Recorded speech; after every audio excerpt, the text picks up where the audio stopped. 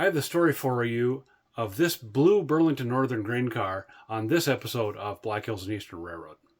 Black Hills and Eastern Railroad, from the plains of the Sioux Empire to the heart of the hills.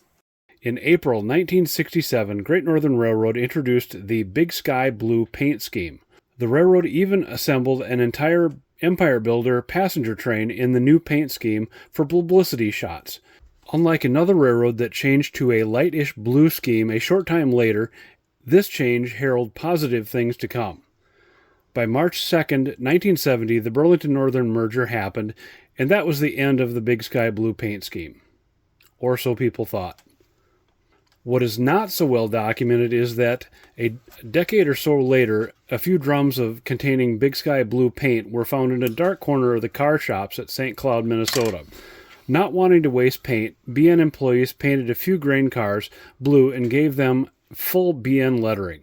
I did this project on an affordable and once ubiquitous HO scale blue box Athearn Pullman Standard 4750 style covered hopper grain car using probably the last bottle of Poly S Great Northern Blue in existence. I don't recall specifically applying gloss coat over the top of that paint, but Poly S does go on pretty flat, so I'm guessing I did. I applied microscale decals using microsol and microset to settle the decals down over the surface of the car. I got my inspiration to do these cars from Burr Stewart, who is on YouTube at Much Fun with Trains, and Brian Elshep, his buddy, who presented covered wagon F units decorated in full Burlington Northern decals over Big Sky Blue paint earlier this winter.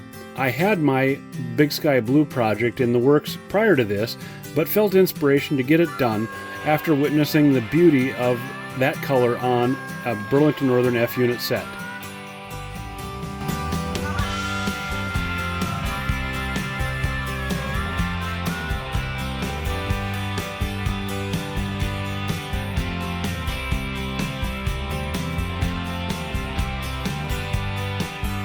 Thanks for watching, everybody. I hope you enjoy your day. See you in the next one.